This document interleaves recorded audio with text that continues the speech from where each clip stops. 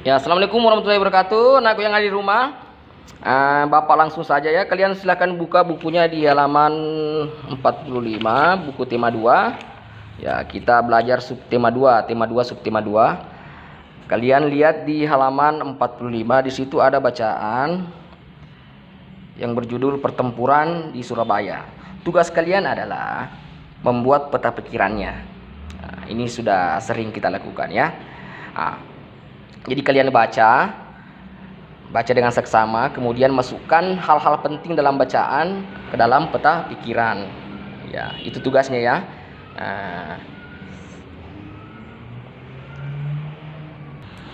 Nah, bagaimana cara membuat peta pikiran? Ya, Bapak jelaskan di sini ya, karena sebelumnya masih banyak yang salah.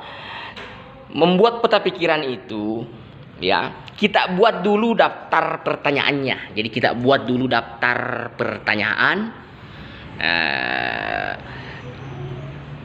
dari bacaan Pertempuran Surabaya.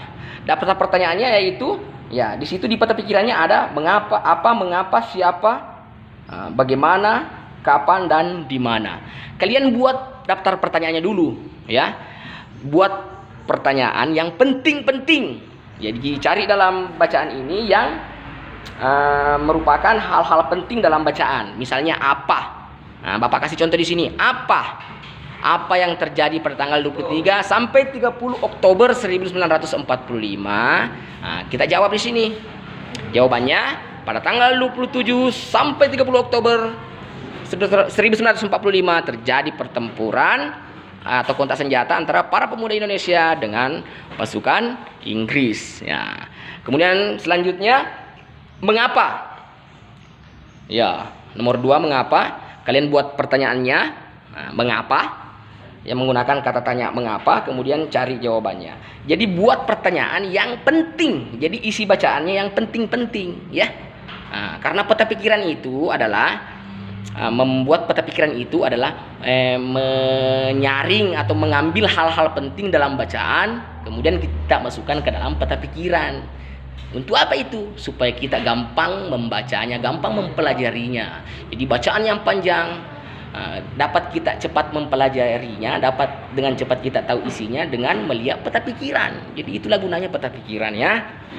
Kalian silakan buat pertanyaannya mengapa dan jawab sendiri.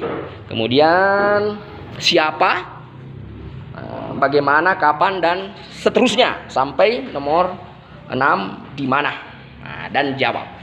Nah, selanjutnya setelah kita membuat daftar pertanyaan dan jawabannya, nah jawabannya inilah. Ya, jawaban inilah. Jadi jawaban dari daftar pertanyaan yang telah kita buat tadi, itulah yang kita masukkan ke dalam peta pikiran. Misalnya tadi nomor 1, apa yang terjadi pada tanggal 27 sampai 30? Jawabannya ini. Nah, ya, jawabannya inilah yang dimasukkan di sini. Ya, jadi membuat peta pikiran itu di tengahnya harus ada topik atau temanya ya. Nah, temanya kan atau topiknya kan Pertempuran Surabaya. Nah, di sinilah kita masukkan jawaban tadi. Nah, ya, ini jawabannya kita pindahkan ke sini. Nah, tapi harus ditulis panjang. Pada tanggal 27, tidak usah lagi ada pertanyaannya, langsung jawabannya. Pada tanggal 27 sampai 30 Oktober 1945 dan seterusnya, ya. Itulah ya, kita pindah saja. Jadi jawabannya inilah yang kita masukkan ke dalam peta pikiran tak. Nah, saya kira cukup jelas ya. Ya, jadi caranya buat daftar pertanyaan, buat jawabannya, dan masukkan jawabannya ke dalam peta pikiran. Tapi ingat ya, jawabannya jangan yang pendek, harus ada pengantar jawabannya. Seperti nomor 1. Ya, ini ya. Jangan bilang apa yang terjadi pada tanggal 27 sampai 30 Oktober, langsung kasih tulis di sini terjadi kontak senjata antara pemuda. Itu kan tidak jelas peta pikirannya, harus ada pengantarnya. Pada tanggal 27 sampai 30 Oktober dan seterusnya ya, supaya jelas peta pikirannya. Oke, silakan selanjutnya, silakan bekerja. Assalamualaikum warahmatullahi wabarakatuh. Ingat ya, peta pikiran itu harus seperti ini, ada tanda panahnya. Ya, supaya kotaknya cukup, tulis dulu kalimatnya, baru terakhir kasih kotak ya, supaya jawabannya tidak keluar atau tulisannya tidak keluar dari kotak.